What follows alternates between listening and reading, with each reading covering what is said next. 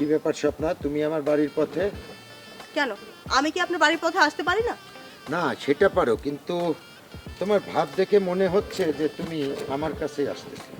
হ্যাঁ, আপনি একদম ঠিক ভেবেছেন, আমি আপনার কাছেই এসেছি। আচ্ছা মজিদ ভাই, বলেন তো আমি এখন কি করব? আমি আর পারছি না হিট হয়ে গেলাম তো। কি পারছো না তুমি? জীবন ধারণ করতে।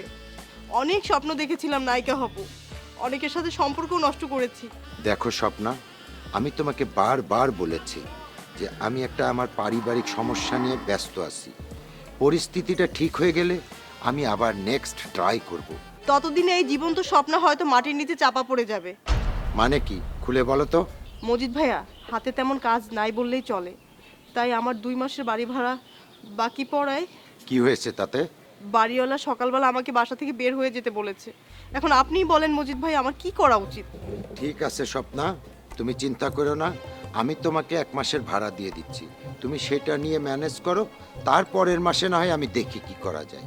এভাবে আমার সমস্যার সমাধান হবে না মজিদ ভাই, আমার একটা স্থায়ী ঠিকানা চাই। মানে কি বলতে চাও?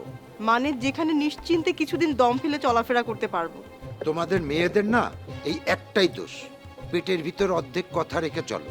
আরে বাবা, তুমি বলো, তুমি খোলাসা করে বলো আমাকে যে তুমি কি বলতে চাচ্ছ এবং কি করতে চাচ্ছ।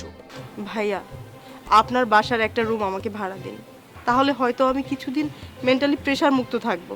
দেখো স্বপ্না, আমি চাইলেই তোমাকে বাসা ভাড়া দিতে পারবো না, কারণ আমার ঘরে ওয়াইফ আছে এবং তার সঙ্গে আমার একটা কথা হয়েছে যে কোনো হাজবেন্ড ওয়াইফ ছাড়া আর বাসা ভাড়া দিব না।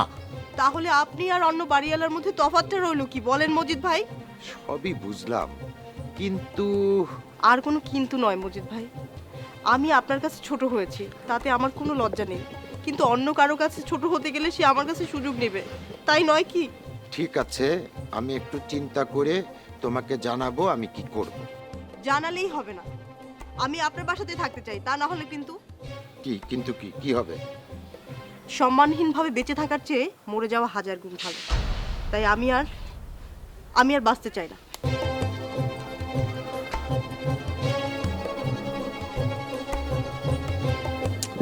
স্বপ্নার কথাবার্তা তো আমার কাছে ভালো লাগলো না, কি বলতে চাইলো। আচ্ছা, আমি একটু চিন্তা করে দেখি ওর জন্য কি করা যায়।